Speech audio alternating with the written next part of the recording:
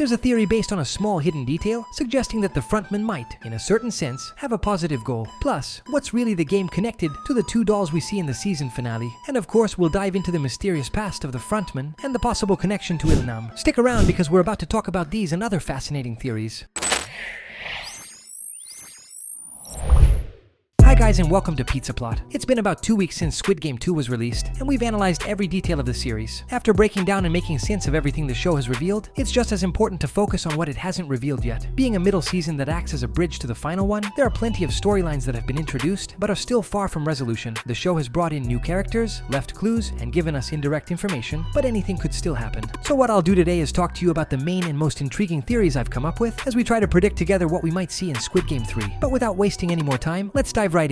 As mentioned in the intro, I've come up with an intriguing theory about the true purpose behind the frontman's behavior. However, to fully understand it, we first need to dive deeper into another theory that's been circulating widely in recent days, and one I've also discussed in a previous video, which I encourage you to check out. Is the frontman Ilnam's son? There's no definitive answer to this question, but we can analyze the matter thoroughly and in detail. This theory stems from a highly suspicious statement made by the frontman, where he says he can't drink milk. Similarly, in the first season, Ilnam mentioned the same thing when talking to the protagonist, referring to his son. It's definitely a striking coincidence, especially considering that TV shows rarely include statements like these without providing some kind of explanation or connection. Let's take a closer look at the pros and cons of this theory. The milk detail is certainly no small matter, as it adds significant weight to this possibility. Another strong piece of evidence lies in the words of Junho's mother. While speaking to her son, she refers to the frontman as her stepson. This confirms that the frontman was either adopted or is not her biological child. Therefore, he's not Junho's biological brother either. This fact undeniably strengthens the theory. The age gap between the two brothers is considerable, which means the frontman could very well be Ilnam's son from another woman and might have been adopted into his current family later on. However, this is where the doubts of the theory start to emerge, and some of these questions are particularly hard to resolve.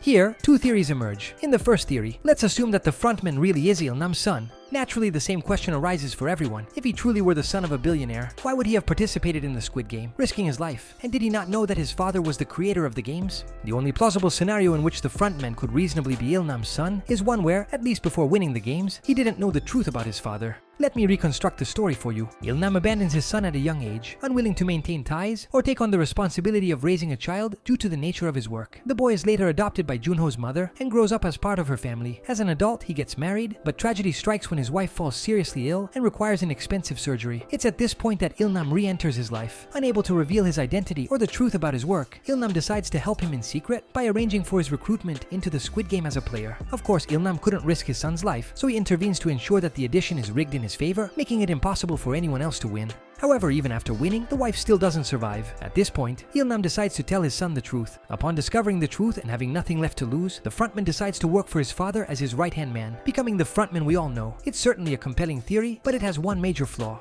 Why involve the son in the games? Even with a rigged competition, there would still have been risks. Why not simply give him the money in secret to help him? The frontman's participation in a previous edition of the Squid Game is undeniably the weak link in this father-son theory. What do you think? Let me know your thoughts in the comments.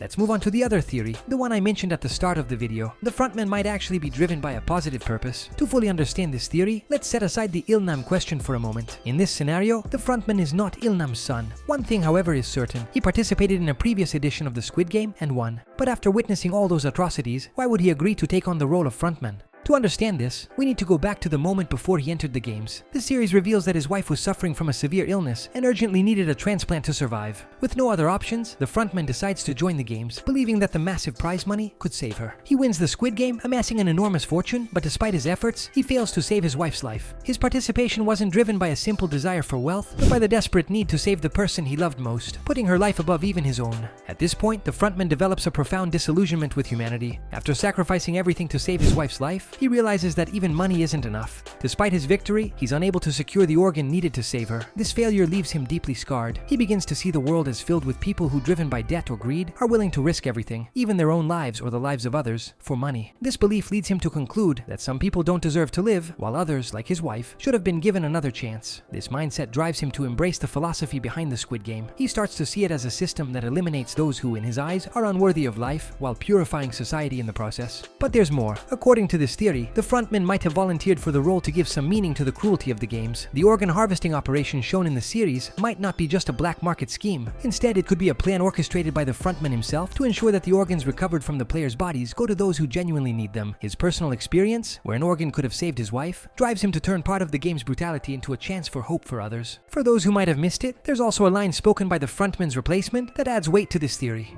Either way, they'll end up dead. All we're doing is using their organs to help save others. What's wrong with that? Of course, this plot twist wouldn't turn the Frontman into a positive character, but it would add depth to his role, allowing us to better understand his behavior and the logic behind his actions. In my opinion, this is a very compelling theory that could provide a logical explanation for his decision to join the organization. Let me know your thoughts in the comments below. I'm curious to hear what you think.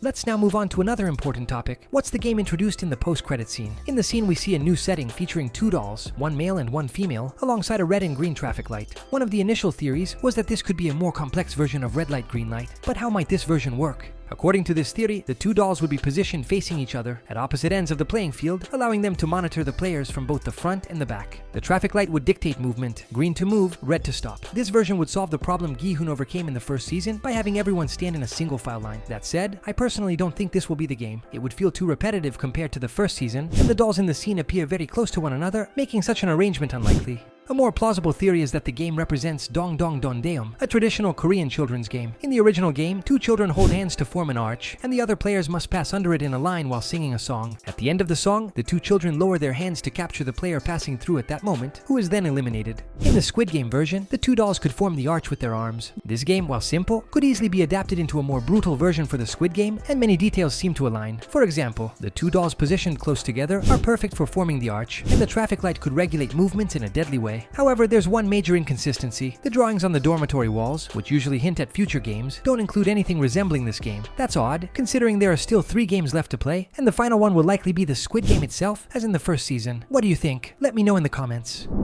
Let's wrap up the video with a thought about the mysterious guard number 11. Could he play a pivotal role in the story? As I mentioned in a previous video, it's likely that the triangular level guard who shoots player 246 is none other than number 11. If that's true, it's just as likely he's still alive. The series introduced this guard to give us a different perspective, but it's clear he'll have a key role in the final episodes. What remains uncertain is whether he'll turn out to be a positive or negative figure. One thing's for sure, we see him repeatedly showing pity toward that player, which confirms this subplot will be explored and resolved in the 3rd and final season. Alright guys, that's the end of this video. I hope you enjoyed it, and if you did, don't forget to leave a like below. It really helps support the channel. Make sure to subscribe if you haven't already, and turn on the notification bell so you don't miss any upcoming videos. As always, thanks for watching, and bye guys, see you in the next video.